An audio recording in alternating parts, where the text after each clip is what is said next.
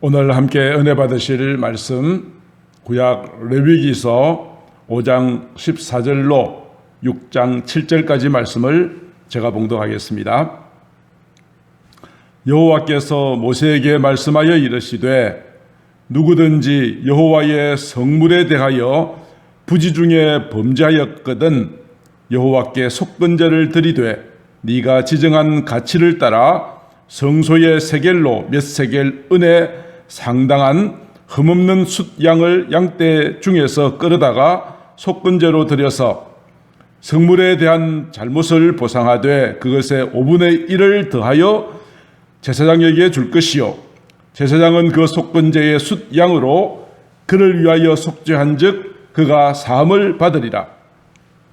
만일 누구든지 여호와의 계명 중 하나를 부지 중에 범하여도 허물이라 벌을 당할 것이니 그는 네가 지정한 가치대로 양떼 중 흠없는 숫양을 속건제로 제사장에게로 가져갈 것이요 제사장은 그가 부지 중에 범죄한 허물을 위하여 속죄한즉 그가 사함을 받으리라.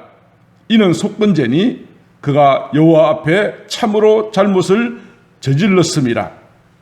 여호와께서 모세에게 말씀하여 이르시되 누구든지 여호와께 신실하지 못하여 범죄하되 곧 이웃이 맡긴 물건이나 전당물을 속이거나 도둑질하거나 착취하고도 사실을 부인하거나 남의 이런 물건을 줍고도 사실을 부인하여 거짓 맹세하는 등 사람이 이 모든 일 중에 하나라도 행하여 범죄하면 이는 죄를 범하였고 죄가 있는 자니 그 훔친 것이나 착취한 것이나 맡은 것이나 이런 물건을 주운 것이나 그 거짓 맹세한 모든 물건을 돌려보내되 곧 그 본래 물건의 5분의 1을 더하여 돌려보낼 것이니 그 죄가 드러나는 날에 그 임자에게 줄 것이요 그는 또 그 속건 제물을 여호와께 가져갈지니 곧 네가 지정한 가치대로 양떼 중 흠없는 숫양을 속건 제물을 위하여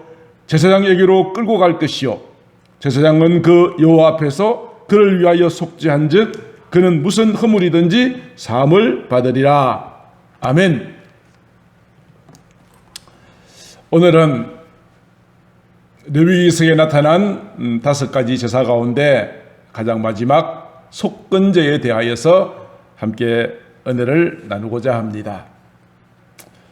오늘 타이틀에 나와 있는 것처럼 이 속건제는 하나님의 성물과 이웃에게 죄를 범하였을 경우에 하나님 앞에 드리는 제사입니다. 자, 지난 2007년도에 제60회 칸 영화제가 있었습니다. 그 영화의 이름은 밀양. 이 영화에서 전도연 씨가 여우주연상을 받았습니다. 그래서 그 영화가 전 세계적으로 많이 알려졌고 국내에서도 많은 사람들이 그 영화를 보았습니다. 그 영화의 주인공은 신혜라고 하는 여인입니다. 사랑하는 남편을 잃었습니다. 그래서 하나뿐인 아들과 함께 남편의 고향으로 찾아왔습니다. 그이가 밀양이었습니다. 남편을 잃었지만 아들과 함께 행복한 시간을 보내고 있던 중에 어느 날 청천벽력 같은 소식이 들려옵니다. 사랑하는 아들이 유괴를 당하였고 나중에 살해되었다는 소식을 듣게 된 것이죠. 남편을 잃고 아들까지 잃은 여주인공 신혜는 그 슬픔을 이기지 못하여 극단적인 선택을 하게 되었습니다만 사람들의 도움으로 생명을 구하게 되었습니다. 날마다 슬픔에 빠져있는 이 신혜에게 마침 동네에서 교회 다니는 어느 집사님의 전도를 받아서 그 교회에 다니기 시작했습니다. 그들과 함께 모임을 하면서 위로를 받았고 그 교회에서 개최되어진 부흥회에 참석해서 큰 은혜를 받았습니다. 교회에 출석하면서 믿음이 돈독해진 이 신혜는 어느 날 이런 결심을 하게 됩니다. 그래, 나도 예수 믿고 하나님의 자녀가 되었으니 내 아들을 죽인 그 살인범도 내가 용서해 줘야 되겠다라고 생각을 한 것이죠. 그래서 이 신혜는 교도소에 그 살인범을 면회하기 위하여 방문했습니다. 면회 신청을 하고 조금 있으니까 그 살인범이 면회하기 위해서 나왔습니다. 그 살인범의 얼굴은 매우 평온해 보였습니다. 내가 이 살인범을 용서하기로 마음먹고 왔지만 이 살인범이 신에게 한 그 말은 엄청난 상처를 주었습니다. 그 말은 이 말입니다. 주님 어머니, 나도 이 교도소에 와서 예수 믿게 되었습니다. 교회 다니고 있습니다. 하나님께서 내 모든 죄를 다 용서해 주셨기 때문에 나는 이제 마음이 평안합니다 라는 이야기를 하는 것입니다. 이 말을 들은 시내는 교도소 문을 뛰쳐나오면서 말합니다. 아니, 내가 용서하지 못했는데 어찌 하나님이 나보다 먼저 용서하실 수 있단 말인가? 오늘 이 영화가 그 당시에 한국 교회에 던져주는 많은 파장이 있었습니다. 예수 믿으면 그저 구원받는다라는 것만 가르쳤을 뿐 내가 남에게 어떤 피해를 주었거나 상처를 준 그 문제에 대해서는 별로 가르치지 않았기 때문입니다. 그 당시 영화는 이런 숙제를 남겨주었습니다. 한국 교회에, 그리고 영화 밀양이라고 하는 만든 제작진들에게 속건제라고 하는 제도가 있다는 것을 알았더라면, 아니, 한국교회 성도들이 이 속건제의 진정한 원리를 깨닫고 이 살인범과 같이 하나님 앞에 나의 죄 용서받는 것으로 끝난 것이 아니라 나의 잘못된 행동으로 말미암아 상처받고 고통당하는 그 사람에게 어떤 보상이나 사과를 하지 않은 이것에 대하여서 가르치지 않았던 한국교회에 주는 매우 중요한 과제가 있었던 것입니다. 그래서 영화 밀양이 속건제를 알았더라면 그런 과제가 제시되기도 했습니다. 자, 그렇다면 속건제가 도대체 무엇일까요? 속건제가 무엇일까요? 속건제라는 것은 한자로 치면은 속죄할 속자에다가 허물건, 그리고 제사죄입니다. 바꾸어 말하면 나 자신이 내가 연약해서 때로는 내가 부지 중에 알지 못하고 지은 모든 죄와 허물에 대하여서 하나님 앞에 드리는 제사가 속건제라고 할 수 있습니다. 그래서 오늘 본문은 14절에 이렇게 말하고 있습니다. 누구든지 부지 중에 범죄하였거든 하나님 앞에 속건제를 드리라고 말합니다. 그렇다면 속건제를 드려야 되는 죄는 어떤 것들이 있을까요? 크게 두 가지가 있습니다. 하나님께 대하여 범죄한 경우가 있고 이웃에 대하여 범죄한 경우가 있습니다. 공통점은 무엇이라고요? 부지 중에 내가 연약해서 지었던 모든 죄와 허물에 대한 용서를 구하는 것이라고 말씀을 드렸습니다. 하나님께 대한 범죄는 무엇이라고 말씀하십니까? 첫 번째로 하나님의 성물에 대하여 지은 죄를 말합니다. 이제 조금 이따 다시 설명을 드리겠습니다. 하나님의 성물, 똑같은 종이라 할지라도 하나님 앞에 볼펜 한 자루라도 하나님 앞에 예배드리기 위하여 구별된 것은 성물입니다. 그에 대하여서 내가 지은 죄가 있으면 하나님 앞에 속건제를 드려야 되고요. 또 한 가지는 하나님의 계명을 부지 중에 알지 못하고 고의가 아니었지만 하다 보니까 하나님의 계명을 어긴 경우 이때 하나님 앞에 속건제를 드리도록 하였습니다. 그 다음에 이웃에 대한 범죄는 어떤 것이 있을까요? 남의 재산을 내 것으로 소유하기 위해서 남을 속이거나 거짓 맹세한 모든 죄가 여기에 해당이 됩니다. 이와 같이 하나님께 대하여 이웃에 대하여 우리가 허물이나 우리가 부지 중에 연약해서 지은 모든 죄에 대하여 하나님 앞에 드리는 제사가 속건제라고 말씀을 하고 있습니다. 이렇게 보면 우리가 이미 살펴보았던 속죄제하고 뭐가 달라요? 비슷하지 않아요? 죄를 지어서 하나님 앞에 드리는 것이니까. 그러나 이 속건제는 다른 제사와 다른 독특한 한 가지 특징이 있습니다. 그 특징은 무엇입니까? 내가 남에게 손해를 입혔다면 그 손해 입힌 금액의 5분의 1, 20%를 더 보태어서 돌려주고 화해하는 것이 속건제의 특징이라고 말씀을 드립니다. 그래서 속건제를 드리기 전에 내가 피해를 입힌 그 일에 대하여 충분하게 배상하고 보상함으로써 그들과 원망들을 일이라든지 화해하지 못한 것들을 다 화해하고 난 그 다음에 하나님 앞에 드리는 제사가 속건제라고 하는 것입니다. 16절에 이렇게 말하고 있습니다. 그래서 성물에 대한 하나님의 것에 대한 죄를 먼저 말씀을 드리죠. 첫 번째 성물에 대한 보상이라고 하였죠. 그래서 16절에 이렇게 말합니다. 성물에 대한 잘못을 보상하되, 성물에 대해서 교회 안에서 불편한 자로 교회 안에 어떤 물건을 내 마음대로 쓰는 것은 하나님 앞에 예배드리기 위하여서 갖추어진 모든 것들을 내가 함부로 낭비하고 이렇게 하는 것은 하나님의 성물을 범한 것이 된다, 이렇게 말씀하십니다. 이때는 어떻게 하라고 말합니까? 5분의 1을 더하여 제사장에게 주라고 말합니다. 예를 들어 볼까요? 교회 안에서 어떻게 예를 들어 볼까요? 선풍기를 예를 들어 보십시다. 선풍기가 있는데 내가 그만 실수로 넘어뜨려서 선풍기가 깨지거나 쓰지 못하게 되었다면, 그렇다면 어떻게 해야 될까요? 그저 사랑으로 다 덮어줄 수 있으나 하나님의 성물에 대하여 내가 피해를 입혔다면 이 선풍기의 값에다가 어떻게 하라고요? 5분의 1을 더하여서 보상하라. 지금 그런 예를 든다면 그런 내용이죠. 그래서 하나님의 성물은 똑같은 물건이라 할지라도 이 선풍기가 집에 있으면 가정용으로 쓰는 것이지만 예배드리기 위한 것이라면 성물이기 때문에 여기에 대해서 어떤 피해를 입혔다면 마땅히 그 보상을 해줄 뿐 아니라 5분의 1을 더하여서 제사장에게 갖다 내라 하는 것이 속건제의 중요한 내용인 것입니다. 이런 물건뿐 아니라 하나님의 성물은 가장 대표적인 것에 대하여서 말라기 선지자가 이렇게 말하였습니다.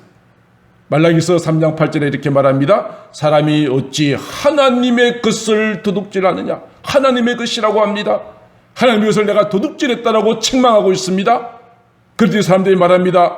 우리가 어떻게 주의 것을 도둑질하였나이까. 그러나 말라기 선지자는 이렇게 말합니다. 11조와 봉헌물이라. 하나님 앞에 마땅히 드려야 될 11조, 하나님 앞에 드려야 될 모든 헌금에 대하여서 네가 온전하게 드리지 못하고 내가 이것을 가로채고 그렇게 하는 것은 하나님의 성물, 하나님의 것을 도둑질하는 것과 똑같다 하는 것이니, 이러한 일이 있다면 어떤 제사를 드려야 된다고요? 하나님의 성물에 대하여 범한 것이기 때문에 속건제를 드리되 어떻게 하라고요? 5분의 1을 더하여서 보태서 드리는 것이 속건제의 중요한 내용인 것입니다.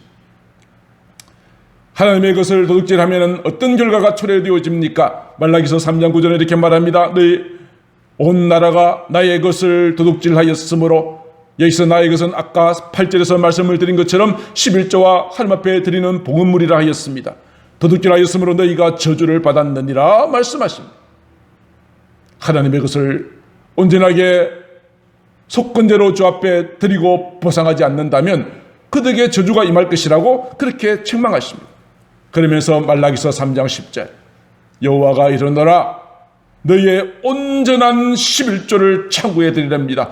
온전한 11조입니다. 온전한 11조입니다. 인색함으로 하는 것이 아니라 넘치도록 내가 받은 은혜를 진정으로 감사하는 마음을 담아서 드리는 온전한 11조입니다. 사도행전의 아나니아와 삽비라처럼 그저 사람들 앞에 내는 것처럼 흉내는 내었지만 속으로는 자기의 절반을 감추어두는 것과 같은 그런 것이 아니라 하나님께서는 나의 모든 것을 아시고 보고 계시니 온전한 11조를 주께 드리면 하나님은 우리의 그 코 묻은 돈이 필요하신 가난한 분이 아니십니다. 전능하사 천지를 만드신 하나님이시지만 온전한 11조를 믿음으로 드릴 때 하나님께서는 하늘 문을 여시고 우리에게 복을 쌓을 곳이 없도록 부어주신다고 약속하여 주셨습니다. 그러므로 우리가 하나님의 성물에 대하여서 우리가 죄를 범하였다면 우리는 마땅히 하나님 앞에 온전히 하나님 앞에 드리고 속건제의 정신을 따라서 한다 말할 때 5분의 1, 20%를 더하여서 드림으로써 내가 지은 그 모든 죄를 마땅히 속죄하는 것이 옳다라고 말씀하는 것입니다. 이와 같이 속건제는 하나님의 성물에 대하여 범죄한 경우 5분의 1을 더하여 드리라. 그 다음에 속건제에 대한 드려야 되는 두 번째 죄는 여호와의 계명을 부지중에 범하였다. 이것도 허물이라. 알지 못하고 하였더라도 허물이라 벌을 당할 것이라고 말씀하십니다. 농부가 밭에 나가서 씨를 뿌립니다. 고를 파고 고래 맞춰서 씨를 뿌리지만 농부도 알지 못하게 잘못해서 땅에 떨어지는 씨앗이 있을 수 있죠. 고래 들어가지 않은 씨앗은 죽습니까? 아닙니다. 그 씨앗도 뿌리가 내리고 가지를 맺고 자랍니다. 이와 같이 내가 알지 못하고 지은 죄라 할지라도 하나님 앞에 허물이라 벌을 당할 것이라 하였으니 우리는 얼마나 나도 알지 못하게 지은 죄가 얼마나 많은가요? 얼마나 많은가요? 내가 기억하지 못한다 할지라도 내가 했던 모든 것들에 대하여는 하나님 앞에 가면 심판을 받게 될 것이니 우리는 삶과 두려운 마음으로 주님 앞에 내가 알지 못한 모든 죄까지 철저하게 회개해야 할 것입니다.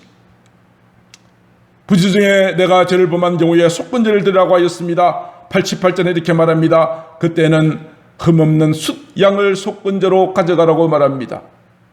그런데 내가 하나님의 계명을 부지 중에 범한 경우에는 5분의 1을 더하여 드리라고 하는 그런 내용은 없습니다. 배상의 의무는 면제되지만 내가 부지 중에 죄를 범하였을 때는 마땅히 속건제물을 주께 드려서 나이가 부지 중에 행한 모든 죄도 다 용서함을 받지 않으면 안 된다는 것을 가르쳐주고 있습니다.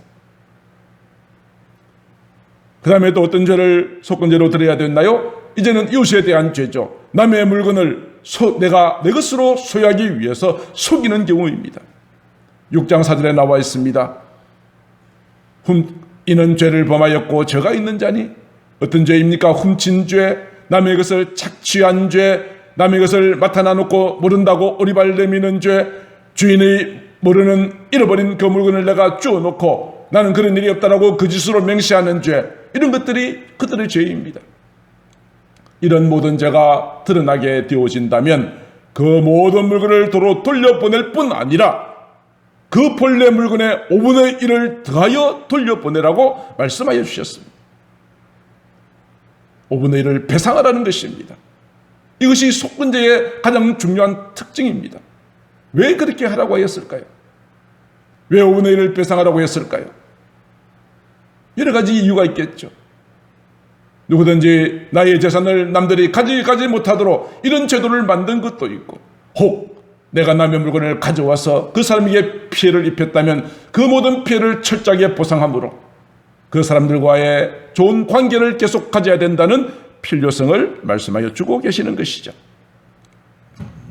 그래서 5분의 1을 다하여 돌려보내는데 6장 6절에 이렇게 말합니다. 돌려보내고 난 그 다음에 사람에게 먼저 보상을 하고 난 그 다음에 다시 속건 재물을 하나님 앞에 가지고 가라고 말씀하십니다. 그래서 그때 흠없는 숫양을 제사장에게로 끌고 가라고 이야기하고, 흠없는 숫양을 제사장에게 끌고 가면 제사장은 이것을 하나님 앞에 예물로 드려서 그의 모든 죄를 용서함을 받도록 하였습니다. 자, 순서가 무엇이죠? 하나님 앞에 속건제 드리는 것이 먼저입니까? 배상하는 것이 먼저입니까? 먼저 배상하고 그리고 난 다음에 속건제물을 하나님 앞에 드리라고 말씀한 것입니다. 이것이 속건제의 중요한 원리인 것입니다. 예수님께서도 마태복음 5장에서 이렇게 말씀하셨습니다. 너희가 예물을 가지고 와서 제단에 드리려고 하였는데 그때 형제와 화목하지 못하고 원망 들을 만한 일이 생각이 나면 어떻게 하라고요? 예배 먼저 드리고 나서 화해하라고요? 그렇게 말씀하지 않으셨습니다. 예물을 제단에 두고 먼저 가서 형제와 화목한 다음에 그 후에 예물을 드리라고 했습니다. 이 말씀은 예수님의 속건제에 대한 정확한 내용을 말씀하신 것입니다. 속건제를 통해서 하나님과의 관계뿐 아니라 이웃과의 관계가 회복되는 것이 그만큼 중요하다는 것을 말씀하신 것입니다. 속건제와 관련되어서 두 사람을 소개해드리고자 합니다. 예리고라고 하는 곳에서 세리장의 직분을 가지고 있던 삭개오가 있었습니다. 세리장, 세금을 부과할 수 있는 권리를 가진 사람입니다. 로마의 지배를 받고 있었기 때문에 세금을 거두어서 로마 정부에 갖다 바쳐야 되는데 정당한 세금보다 더 많은 것을 세금을 거두어들이고 로마에 바치고 난 나머지 돈으로 자기 재산을 삼았기 때문에 이 세리장 삭개오는 엄청난 부자였습니다. 그러나 그 부는 남의 것을 착취함으로 취한 것이었습니다. 많은 사람들은 그를 미워했습니다. 많은 돈을 가지고 있었지만 삭개오의 마음속에는 만족이 없었습니다. 어느 날 그에게 소문이 들려옵니다. 내가 살고 있는 여리고에 우리 예수님이 지나가신다는 소식을 들었습니다. 사람들은 나를 다 비난하고 뒤에서 욕하지만 그 예수만큼은 나를 이해해 줄 줄로 생각하는 그런 마음이 있었습니다. 예수님의 얼굴을 보고 싶었습니다. 감히 주님 앞에 나아갈 수 있는 용기는 없었습니다. 키가 작았습니다. 어쩔 수 없이 돌감람나무 위로 올라갑니다. 올라가서 예수님이 지나가시는 모습을 보고 있는데 예수님께서 자기가 올라가 있는 돌감람나무 밑을 서시더니 자기의 이름을 부르시면서 말씀하십니다. 삭개오야 내려와라. 오늘 밤 내가 너희 집에 유하여야 하리라. 자기 이름을 다정하게 부르시는 주님은 그 음성을 듣고 삭개오는 기쁨으로 내려와서 예수님을 자기 집으로 영접합니다. 영접하여서 예수님 앞에 이렇게 고백을 합니다. 예수님, 내 소유의 절반, 이 내 모든 소유는 불법한 방법으로 착취하여서 얻은 소득입니다. 나는 이것을 많이 가짐으로 내 자신이 스스로 만족하며 살았습니다. 그러나 주님, 이제 내 소유의 절반을 딱 잘라서 가난한 자들에게 주겠습니다. 계속해서 말합니다. 만일 누구의 이것을 속여서 빼앗은 일이 있다면, 자, 여기서 생각하십시다. 속건대로 한다면 남의 것을 속여서 빼앗았다면 얼마를 더 갚아주면 되죠? 5분의 1, 20%만 더 갚아주면 됩니다. 그러나 주님을 만나고 난 다음에 내가 소유했던 내 행복의 기준이었던 이 물질이 아무것도 아니다는 사실을 발견하고 주님을 만난 다음에 그가 했던 고백은 무엇입니까? 나는 20%가 아니라 400% 내 값줄을 갚겠습니다라고 고백합니다. 주님을 만나고 난 다음에 그의 인생의 가치관이 달라진 것입니다. 자기의 지위, 자기의 부를 자랑했던 삭개오는 주님을 만나고 난 다음에 20%가 아니라 나는 내 값절이나 400%를 갚겠다라고 말하였습니다. 예수님께서 강요하신 것이 아닙니다. 이 고백을 들으신 주님께서는 이렇게 말씀하십니다. 오늘 구원이 이 집에 이르렀도다. 진정한 구원은 내가 마음으로만 믿는 것이 아니라 나의 지갑이 열려지고 나의 모든 잘못된 것에 대한 진정한 사과와 회개가 있을 때 비로소 구원이 이루어지게 되는 것입니다. 말씀을 듣기만 하는 자가 아니라 그 들은 말씀대로 행하는 자 되어지기를 주님의 이름으로 축복합니다. 이 땅에 내가 아무리 많은 재산을 쌓고 있다 할지라도 이 재산이 나의 영혼을 구원해 주지 못합니다. 부자와 거지나 서로의 비유 가운데 부자가 죽고 나니까 뜨거운 불 속에 떨어져서 물 한 방울도 얻지 못하는 비참한 신세로 전락하고 말았던 사실을 기억하지 않습니까? 남의 물건을 취하여서 내가 부자 되는 것이 결코 성공이 아니요 행복이 아닙니다. 삭개오는 내 모든 재산을 포기하고 남의 것을 5분의 1만 갚는 것이 아니라 내 값으로 다 갚아줌으로 어쩌면 이제 삭개오는 가진 것이 없는 거지가 될 수도 있었겠지만 주님을 만난 그 값진 보화를 얻었기에 삭개오는 이 모든 것들이 조금도 아깝지 않았고 주님께서 오늘 구원이 이 집에 이르렀도다. 놀라운 축복을 받는 주인공이 될 수 있었던 것입니다. 또 한 사람을 소개할까요? 오네시모라고 하는 사람입니다. 이 오네시모는 사도 바울이 로마에 가서 감옥에 있을 때 만난 사람입니다. 오네시모도 무슨 죄를 지었는지 감옥에 들어왔습니다. 감옥에서 오네시모는 사도 바울의 전도를 받았습니다. 예수님을 믿게 되었습니다. 그리고 사도 바울의 정말 소중한 동력자가 되었습니다. 그런데 사도 바울이 오네시모에 대하여서 한 가지 알게 된 것이 있습니다. 오네시모는 저 빌립보 교회에 사도 바울도 잘 아는 빌레몬이라고 하는 사람의 종이었다는 사실을 알게 되었습니다. 그런데 이 오네시모가 빌레몬의 집에서 도망쳐 나왔습니다. 그냥 나온 것이 아니라 빌레몬의 집에 있는 재산을 돈을 훔쳐서 나왔습니다. 이 당시에 이런 죄를 범한 종은 마땅히 사형에 처해도 조금도 문제가 되지 않을 매우 큰 죄였습니다. 사도 바울의 소중한 동력자가 되어진 이 오네시모, 그러나 여전히 자기가 개척하였던 빌립보 교회의 소중한 일원이었던 빌레몬, 양쪽 다 잘 아는 사람이요 아끼는 사람입니다. 오네시모가 이제 빌레몬에게 가면은 그가 행했던 죄 때문에 죽어야 될 상황입니다.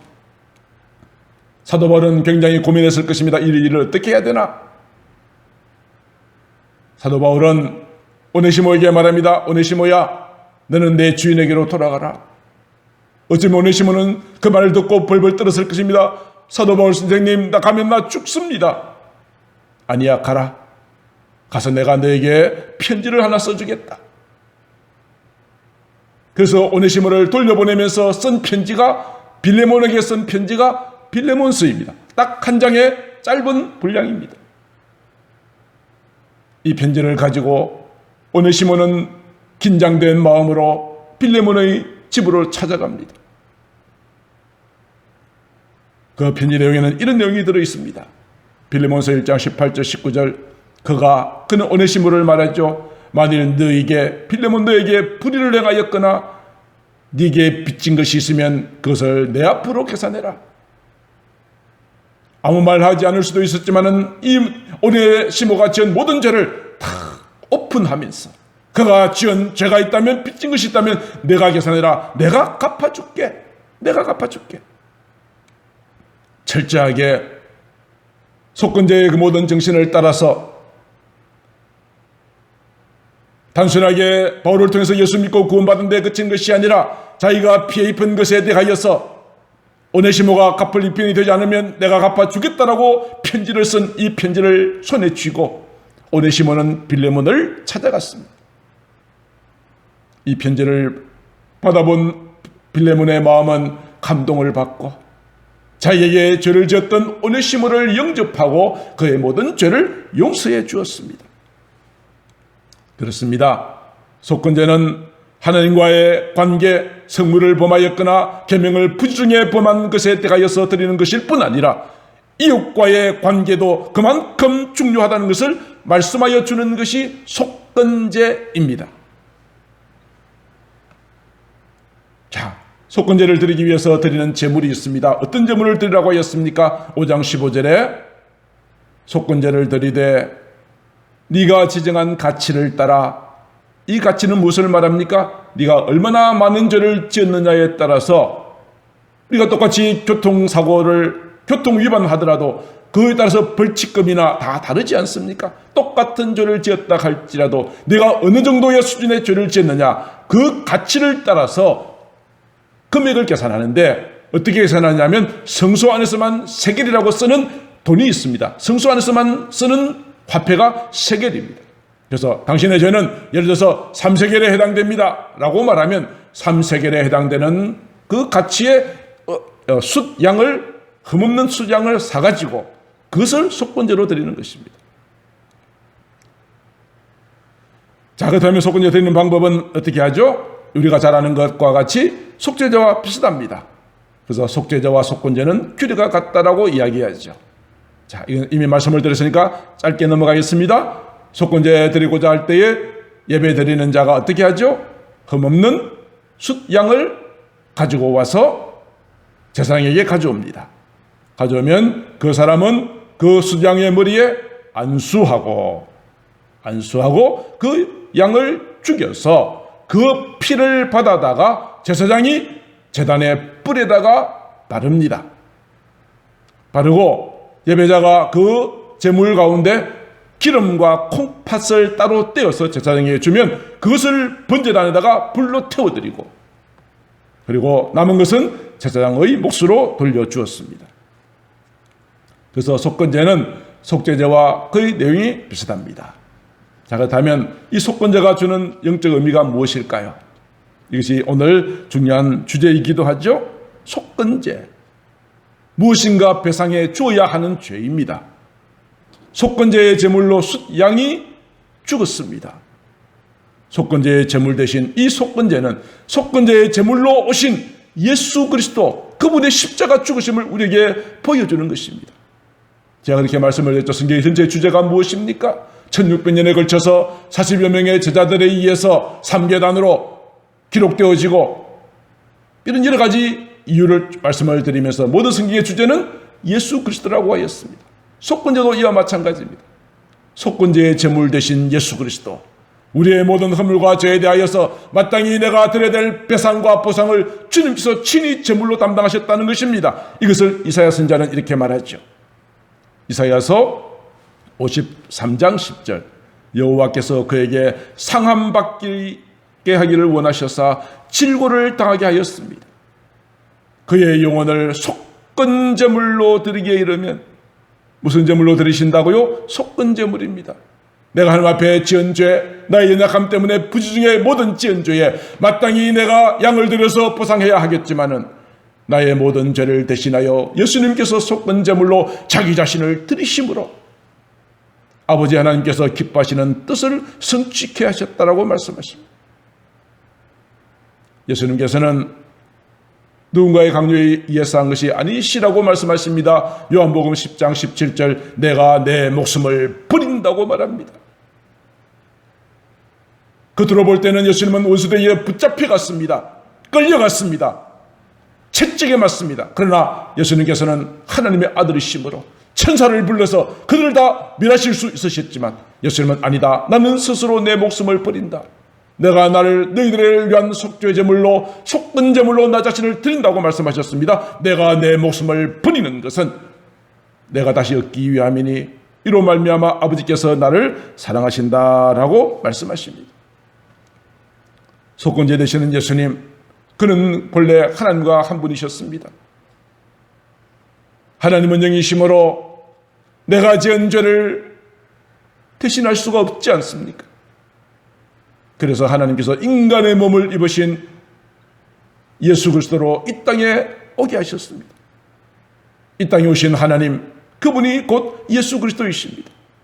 하나님과 본래 본체이셨습니다. 그렇지만 하나님과 동등될 것을 취할 것으로 여기지 아니하시고 자기를 비워서 종의 형태로 사람들과 같이 나타나시고 마침내 자기를 낮추시고 죽기까지 복종하셨습니다. 우리의 허물과 죄를 용서하시기 위해서 스스로 자기 자신을 낮추시고 십자가 못 박혀 죽기까지 우리를 위하여 복종하시고 우리를 사랑하셨던 예수 그리스도를 이 속건제를 통하여서 볼 수 있는 것입니다. 그래서 사도 바울이 이렇게 말했습니다. 그는 허물과 죄로 죽었던 너희를 살리셨도다.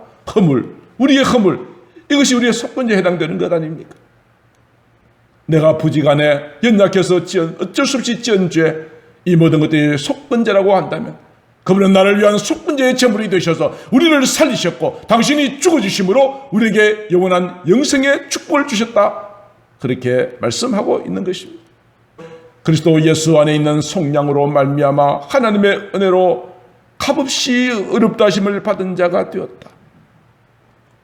고린도전서 6장 20절에 값으로 산 것이 되었으니 저와 여러분들은 어린 양 되시는 예수 그리스도의 피로 사신 가장 값진 존재입니다. 사랑받기 위하여 태어난 자들입니다. 이 땅에 어느 누구보다도 가장 소중한 자가 바로 저와 여러분들이십니다.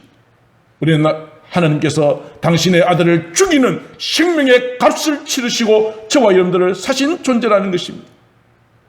그러므로 우리의 몸으로 우리의 남아있는 날 동안 하나님께 영광을 올려드리는 삶을 살아야 하는 것입니다. 예수님은 이 땅에서의 짧은 모든 생애를 통하여 이 모든 일을 다 이루셨습니다. 그래서 예수님께서 이렇게 외치셨지요. 십자가에 못 박혀 죽으시기 전에 내가 다 이루었다 말씀하시고 죽으셨습니다. 무엇을 다 이루셨습니까? 유대인들이 기대했던 것처럼 예수가 유대인들의 지도자가 되고 왕이 되어서 로마를 물리치는 것을 저들은 기대했지만 주님은 십자가에 죽으시면서 내가 다 이루었다 말씀하셨습니다. 우리의 죄와 허물을 용서하시기 위한 속건제의 제물로, 속죄제의 제물로, 화목제물로 자신을 온전히 들으셨던 이 모든 삶을 다 마치셨다라고 고백하신 것입니다. 그렇습니다. 예수님께서 우리의 모든 죄와 허물을 다 사하여 주셨습니다. 이제 이 예수님을 믿는 저와 여러분들은 이제 하나님의 거룩한 자녀가 되었습니다. 하나님과의 관계가 회복될 뿐 아니라 이 놀라운 사랑을 받은 저희들은 이웃들과의 관계 속에서 원망 들을 일, 잘못한 일, 피해 입힌 것에 대하여서는 우리가 속건제의 정신을 완전히 살려야 한다는 것을 말합니다. 말씀을 정리합니다. 제가 서두에 밀양이라고 하는 영화를 소개하면서 속건제가 한국 교회에 다시 회복되어져야 한다는 것을 말씀을 드린 바가 있습니다. 밀양이라고 하는 그 영화에서 그 살인범이 속건제를 알았더라면 어떻게 했겠습니까?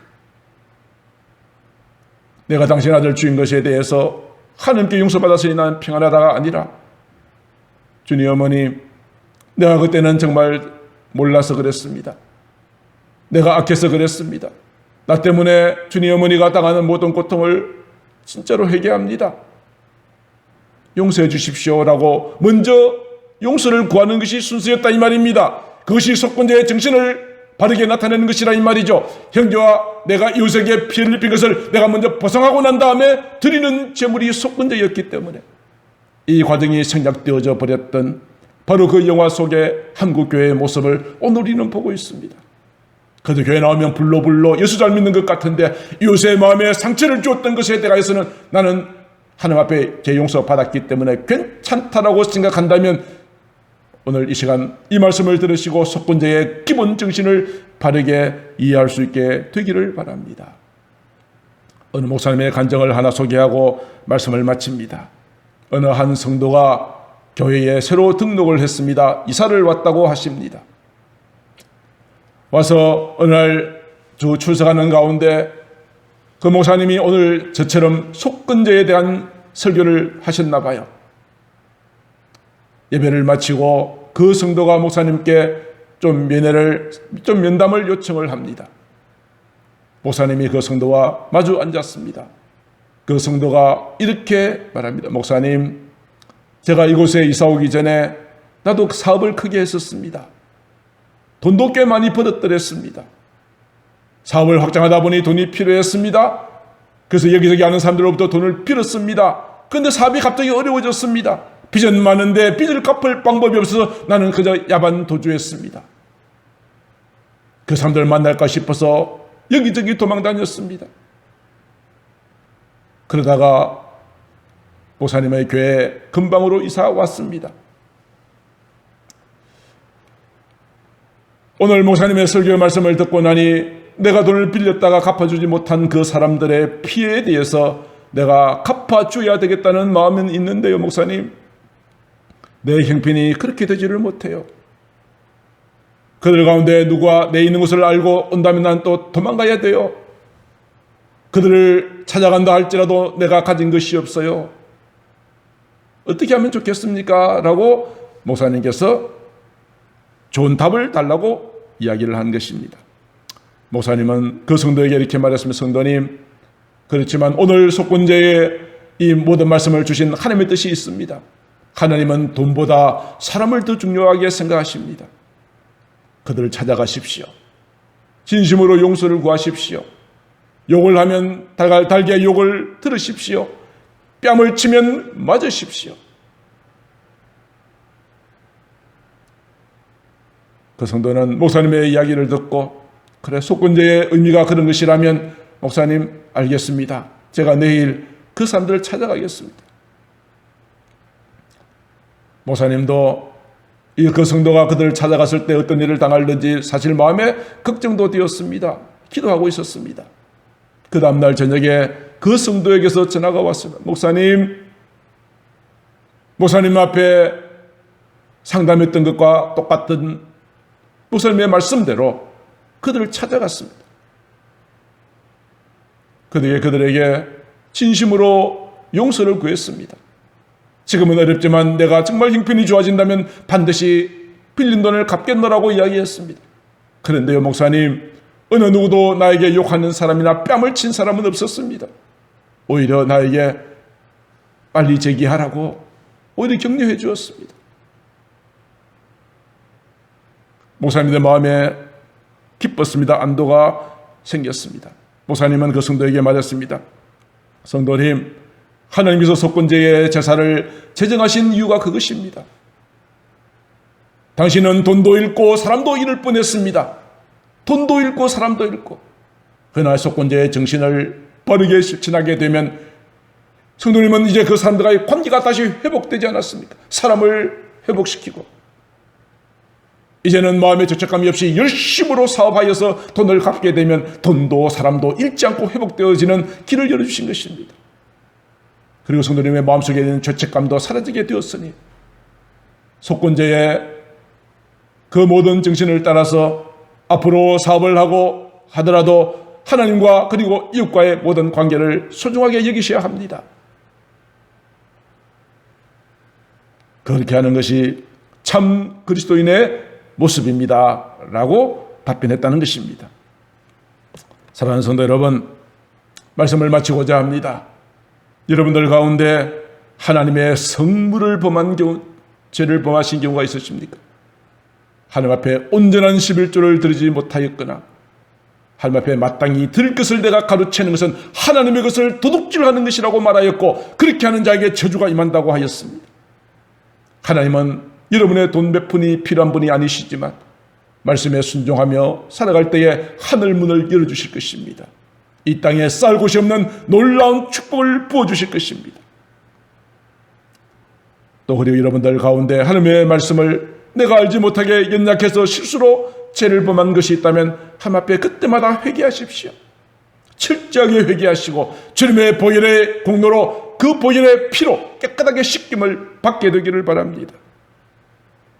그리고 다른 사람들에게 아픔을 주었거나 피해를 입힌 것이 있다면 진심으로 그 사람을 찾아가서 나의 죄를 인정하고 최선을 다하여 배상해 주어야 합니다.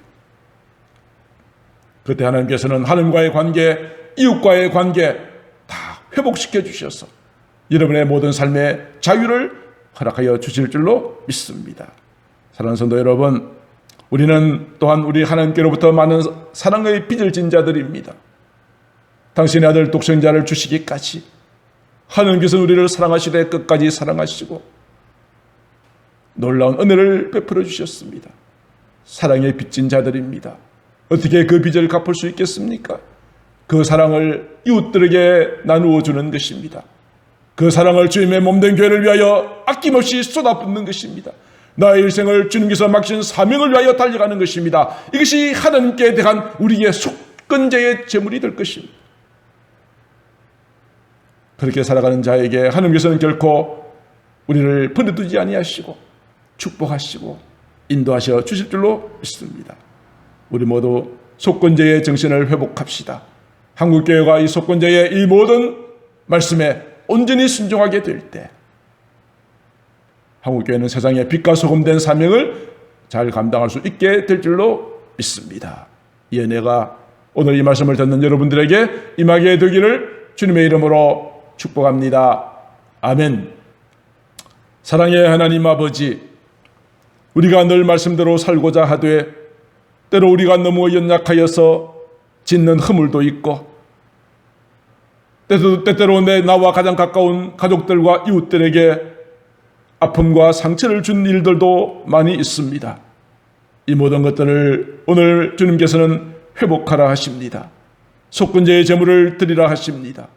하나님과의 관계만큼 이웃과의 관계도 소중하다 하시고 이 말씀을 따라 순종할 때에 하나님께서 우리에게 은혜 베푸시고 귀한 축복을 부어주실 줄로 믿습니다. 사랑의 하나님 아버지, 한국교회가 다시 한번 속건제의 정신을 회복하게 하시고 이제는 가는 곳마다 아름다운 예수 그리스도의 향기를 드러내며 화평을 도모해 나가는 저희들의 삶이 되어질 수 있도록 인도하여 주시옵소서. 사랑이 많으신 우리 구주 예수님 이름으로 기도드리옵나이다. 아멘.